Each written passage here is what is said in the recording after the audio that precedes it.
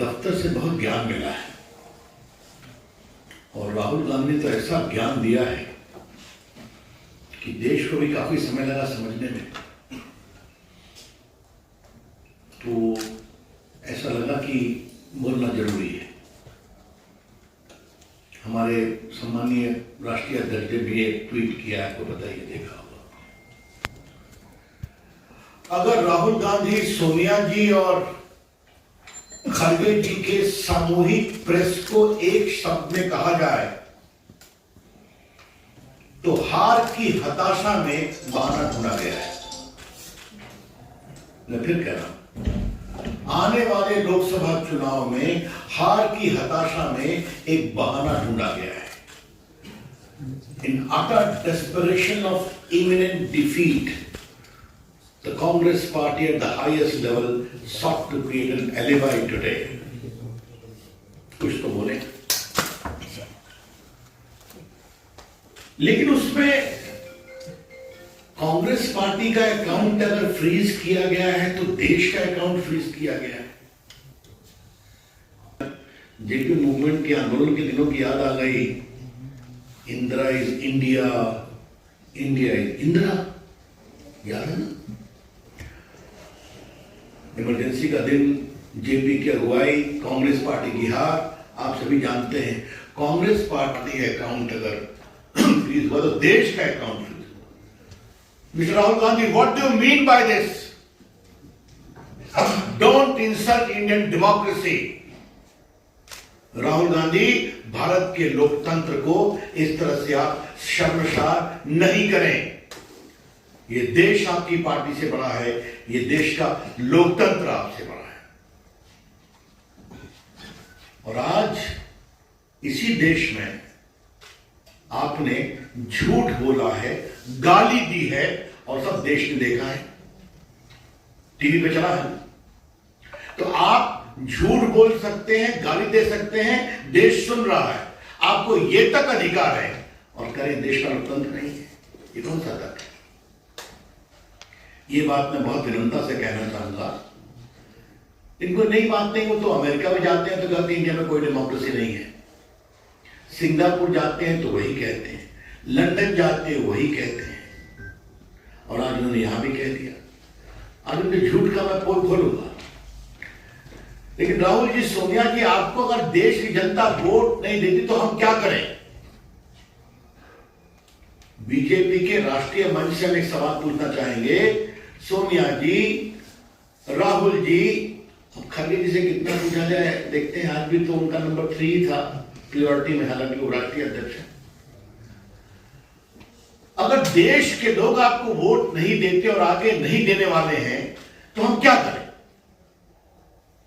अगर राहुल गांधी की ये अपेक्षा है कि भाजपा के मित्र उनके लिए कैंपेन करें तो हम करने वाले हैं नहीं, क्योंकि उनका तो स्टॉक मार्केट इतना गड़बड़ाया हुआ है। और आज मैं कांग्रेस के लोगों को एक बात कहना चाहूंगा। हम भी चाहते हैं कि विपक्ष में कांग्रेस पार्टी पनपे, कितना पनपे उनका विषय है, लेकिन कांग्रेस पार्टी अब समझे कि जब जब राहुल गांधी से मुंह खुलवाएंगे तब तक स्टॉक मार्केट को और गिरेगा। There is a gentle advice to the Congress party. We wish you well, but realize now the more you allow Rahul Gandhi to speak, the more you are losing the ground in the country. अभी आप सुन लीजिए। अब थोड़ा सा राहुल गांधी ने जो झूठ बोला है कि हमारा पूरा बैंक अकाउंट फ्रीज कर दिया, तो हम क्या करें? तो आज रिकॉर्ड को स्ट्रेट करना जरूरी है। बाकी इनकम टैक्स का विषय तो सरकार की ओर से बोला जाएगा, लेकिन अल्प ज्ञान समस्या पैदा करता है। राहुल गांधी जी राजनीतिक विषयों पर कितना होमवर्क करते हैं तो आप जानते ही हैं, इन कानूनी विषयों पर भी जब बोलते हैं तो थोड़ी चिंता हो जाती है।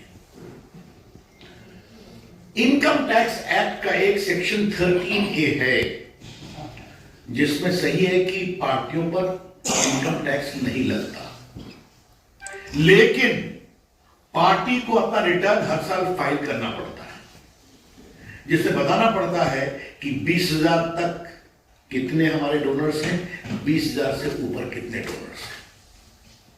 और अगर आपने नहीं फाइल किया हर असेसमेंट ईयर में तो आपका ये एग्जम्पशन खत्म हो जाता है। ये है section 13A। Let me repeat, under the income tax act section 13A there is a clear provision that the political party is exempted from income tax provided they file their return every year as to how much money has come of 20,000 rupees and duly certified auditor's report as to how much they have received from the donation. If you don't do it, you lose that exemption. ये बहुत basic चीज है जिसको समझना चाहिए। अब थोड़ा हम आपको बता दें कि ये जो चिल्ला रहे हैं, 6/7/21 को असेसमेंट ईयर 18-19 के लिए ऑर्डर पास हुआ क्योंकि रिटर्न फाइल नहीं किया था। रिटर्न फाइल नहीं किया तो एग्जम्पशन खत्म हो गया। एग्जम्पशन खत्म हो गया तो 105,17,29,635 रुपए का डिमांड रखा गया। और मैं आपको बता दूं, इनकम टैक्स एक्ट में धारा 220, धारा 221 में इस बात का पूरा प्रावधान है। कलेक्शन एंड रिकवरी 10 सेक्शन, कैसे कलेक्शन होगा, कैसे रिकवरी होगी, सर्टिफिकेट होगा, पेनाल्टी लगेगी। मैं पढ़ नहीं रहा हूं, इनबिल्ट मैकेनिज्म, उसका टैक्स का प्रोसेस। आईटीओ ने नहीं किया तो आप अपील में जाएंगे, अपील ने नहीं किया तो आप कमिश्नर के यहाँ जाएंगे, कमिश्नर ने नहीं किया तो आप ट्राइब्यूनल में जाएंगे, ट्राइब्यूनल नहीं किया आप हाई कोर्ट जाएंगे, सुप्रीम कोर्ट जाएंगे। इससे ना संजय मयूर को मतलब है, डॉक्टर पात्रा को मतलब है, ना मुझे मतलब है, भाजपा को मतलब है। This is a routine tax process. और राहुल गांधी ने सफेद झूठ क्यों बोला है, ये आज देश को भाजपा के राष्ट्रीय मंच से जाना जरूरी है। हर जगह उनका स्टे रिजेक्ट हुआ, उस पेनाल्टी में अकाउंट फ्रीज हुए, टैक्स नहीं दिया और झूठ बोले आज।